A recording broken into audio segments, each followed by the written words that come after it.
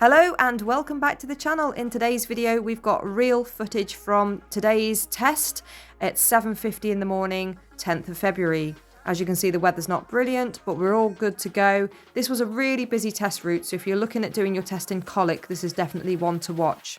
As always, don't forget to subscribe to the channel so you never miss another video from me, and don't forget, if you enjoy this video, drop me a like and a comment to let me know when your test is and if you've got any questions about the Colwick Test Centre in Nottingham. Right, let's get started. So at the start of the test, my pupil was asked to do the eyesight test first of all, where she reads a number plate, and then she was asked an under bonnet question: where is the brake fluid and how you'd know it has sufficient fluid in it. I myself was sat in the back of this test, so I've got first-hand experience of what actually happened on this one. So even if things crop up and you can't see on the dash cam, I can explain what happened and where the faults occurred.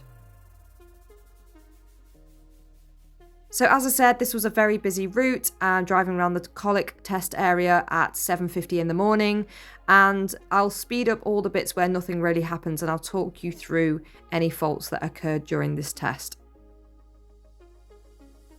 This test was 20 minutes of following the sat-nav, and the rest of it was following directions from the examiner. So we get to the roundabout and we're going to go left first exit at the roundabout. So the roundabout was executed absolutely fine, and we turn left and then down the road. She's then told to turn right at the next junction. As we go round to the right, there is a bus waiting at the bus stop, and this could have caused problems, but fortunately it indicated to move off just as we got there.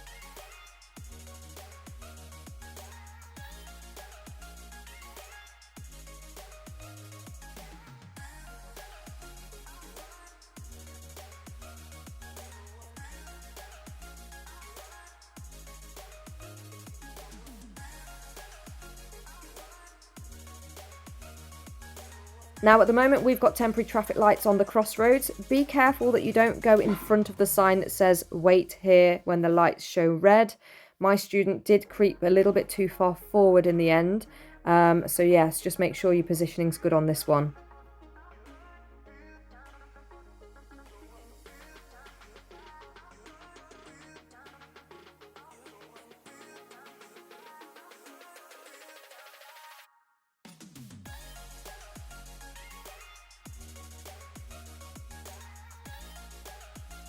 So it's always quite busy coming through Netherfield at this point, and my student does a good job of positioning and holding back away from the parked car on the left, waiting for an opportunity to make some progress and get round these cars. I was starting to feel a little bit stressed in the back because she did start inching forward at one point, and I thought, please don't go, hold back and just wait until there's a nice safe position to go. Here she is creeping forwards, edging forwards, trying to make progress, and she does manage to find a suitable gap to go. Clearance is a little bit tighter than normal here, as you'd expect, but she got through safely with no faults coming through here, so well done to the pupil for this one. Stayed calm and navigated and checked mirrors as she went. Brilliant.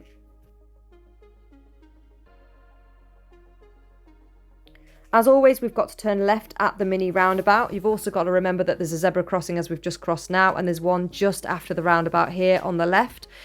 So make sure you've got eyes on that zebra crossing for pedestrians the minute you come over the mini roundabout. It can be quite congested coming through here, so do take your time and make sure you're looking out for any hazards, especially pedestrians on these zebra crossings. Again, the student managed to navigate through Netherfield absolutely fine with no faults. We're then told after the train crossing to turn right onto Conway Road.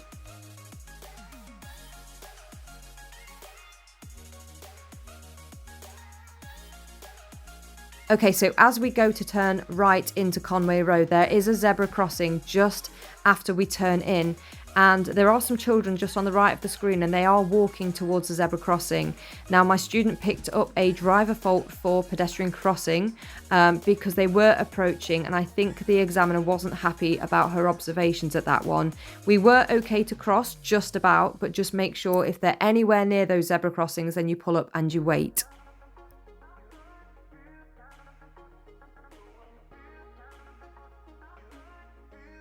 So coming through Conway Road, as you can see, it's quite chaotic and congested.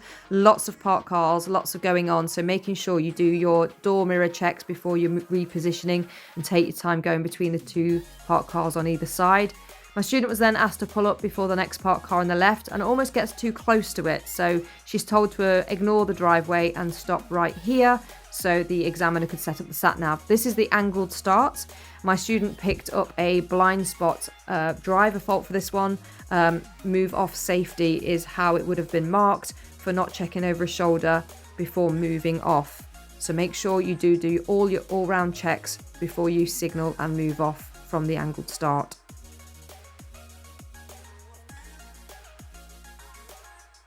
So from now on, we're following the sat-nav and we're told to take the next road on the left, which is Willow Road. It's quite a small side road that we have to turn in, and she was right to slow down and go into first gear. However, this is where the problem started. If you look on the left of the screen, you'll see a young girl about to cross the road. She comes right up to the edge of the curb. My student did clock her and slowed right down, but unfortunately she should have stopped. The little girl almost stepped out in front of her, and the examiner actually pressed the brake pedal. So this is where my student failed her test for a serious fault for awareness and planning and examiner intervention, unfortunately. Please, please, please remember that pedestrians are vulnerable people, as are cyclists, and we should be protecting them and not taking risks. So even if you do see them and you're not sure if they're going to give way to you or not, take the opportunity to wait and make sure that they are staying put before you go in front of them. So we'll carry on and we turn left back onto Burton Road up to the traffic lights and we head towards the Carlton Tesco.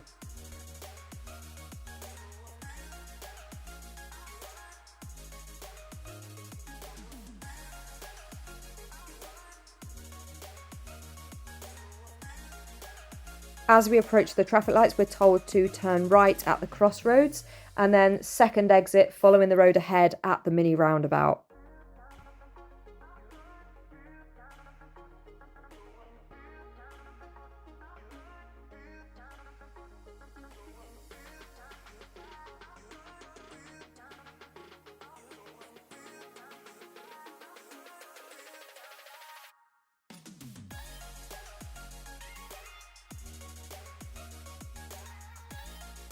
Okay, so for some reason the dash cam stopped filming this next section coming up, but we go along this road and we turn left onto Beck Street, which is a one-way road, and turn right at the bottom. We then turn up Forester Grove. We did a hill start on there and turned right onto Carlton Road heading towards the shops. Okay, so we're now where the Carlton shops are, and my student does a really good job navigating through here safely. Nothing really to tell you here, and we follow it all the way down to the crossroads and turn left back towards Bakersfield. As you start coming down this hill, you've got a bus lane on the left. Make sure you're aware of the time of day and whether you can use the bus lane, and if you are going to move into the bus lane, make sure you do a clear left door mirror check before you move across. So the sign says buses and cycles only from Monday to Friday, 7:30 till 9:30. So at this time of day, we were not allowed to use the bus lane, and my student correctly stayed out of it until we were going to turn left at the traffic lights at the bottom and the bus lane ended.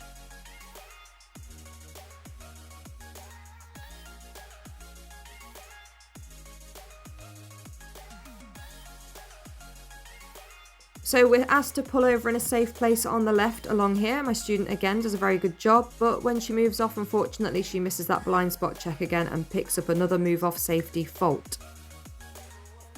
Okay, down to the roundabout, turning left at first exit onto Oakdale Road. Oakdale Road is the only 30-mile-an-hour road in this area, so be mindful of that.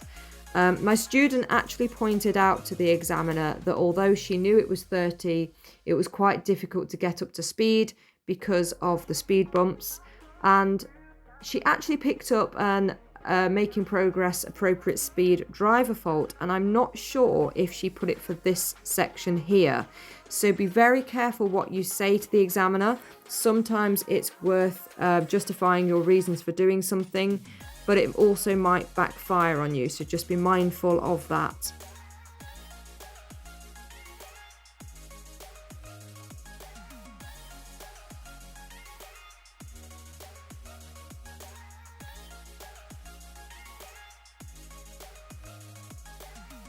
We're now turning left onto Dovedale Road, and this is a very popular road for parallel parking. However, today we didn't have to do it.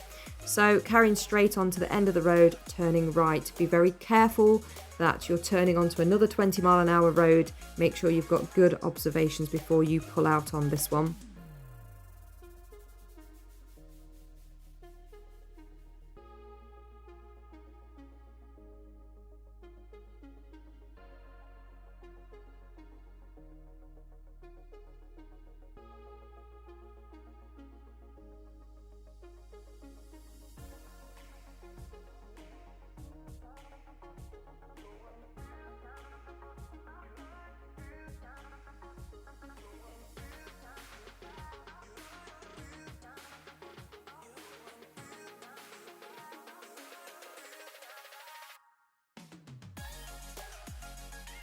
And turning right at the end of the road, we're heading back to the test centre now, and the sat-nav ends a little bit further down after the crossroads, turning back onto Station Road, and the examiner tells the student to continue on ignoring the sat-nav, and she would continue giving her directions.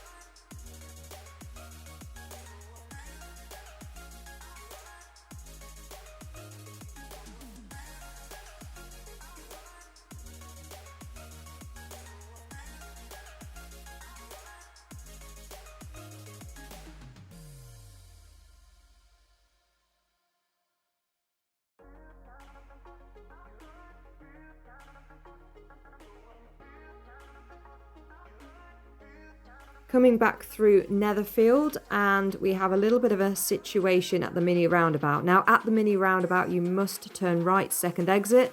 There's no entry signs on the first exit, and we happen to have a double-decker bus coming around the corner just as we're approaching the roundabout. My student picked up a hesitation fault here. It made the bus driver's job a little bit difficult from our position, and we may have been better just to keep nudging forwards to create a little bit of room for the bus. However, it was a little bit unfortunate timing really. My student was trying to keep everyone safe, but in doing so she picked up the hesitation fault here.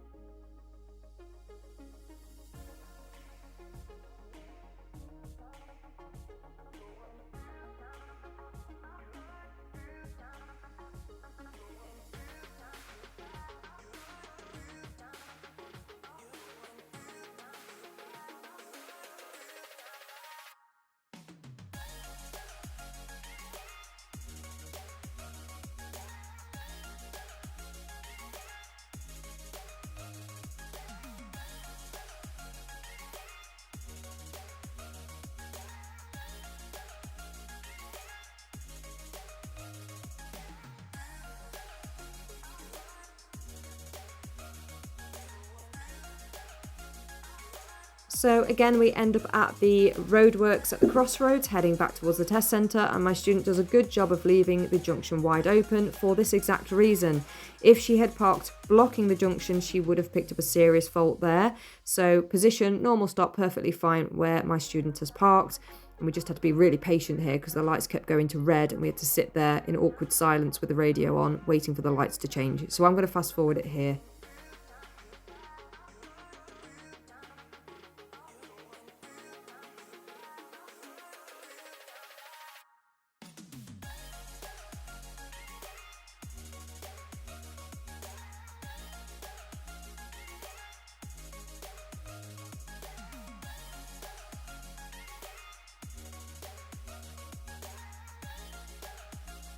Just another word of warning as well, if you're getting rain coming down on the window, you are expected to make sure your windscreen is clear and you can see. The examiner is not expected to tell you to put wipers on or lights on. You should know how to use the car fully and know how to keep the windscreens clear. My student was actually prompted to put her window wipers on here, so be very careful. Depending on the examiner that you have, they might not take lightly to not being able to see properly.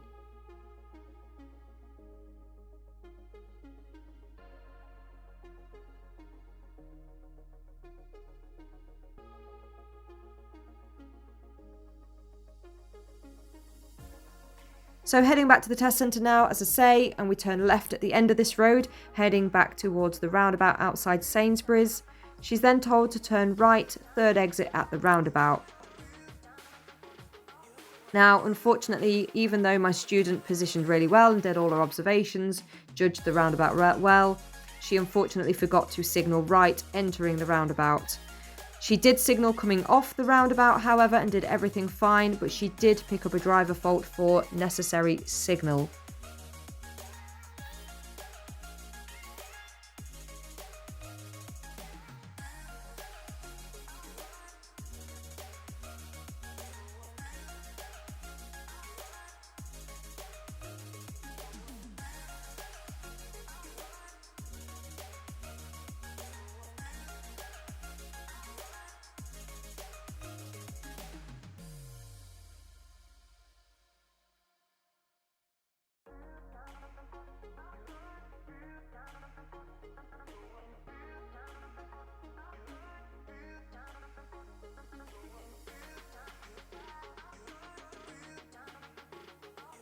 So back at the test centre now, coming into the car park, and the student has to do a reverse bay park to finish the test. Fortunately for us, the test centre wasn't too busy at this point. Now, interestingly, my pupil goes ahead and does the reverse bay nice and controlled. And when she finishes, she actually says to the examiner, "If you don't mind, I'd like to pull forward and just straighten up because I think my wheel is on the line." And the examiner stops her and says, "Well, you have a choice. You can either correct it and pick up a driver fault, or you can leave it on the line and get a driver fault." So my student then says, "Okay, I'll leave it." And then the examiner asks her to secure the car and open the door and then tell her if the wheel is on the line. And she specifically said that the wheel has to be touching the white line, not just near it. So my student was very honest and said, "Yeah, I've got one wheel touching the white line." So she got a minor fault or a driver fault for the reverse bay park as well. So at the end of the test, we were given the sad, unfortunate news that my student had been unsuccessful on this occasion, with one serious fault for the awareness and planning with the child that was stood on the corner of the road, and my student should have stopped and waited and let her cross. She also picked up 9 driver faults, one for hesitation, one for making progress, one for signals necessary, one for mirrors before signalling, one for correcting the manoeuvre just now, and 2 for move off safely because she didn't check her blind spots. So overall, this time of day was a good time of day. However, you've got to take into account the school children and the traffic. The weather also didn't really help. You've got to make sure you know your ancillary controls and be confident in using them.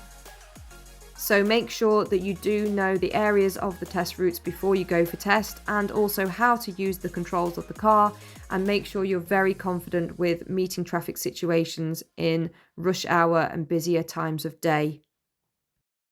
I hope you've enjoyed this video. Don't forget to drop me a comment if you've got any questions, drop me a like and follow so you never miss another video from me. And I have several more tests coming up in the next few days, so keep an eye out. These are all Colwick Nottingham Test Centre routes and real live tests from my dashcam. So I hope it helps, and I'll see you in the next video.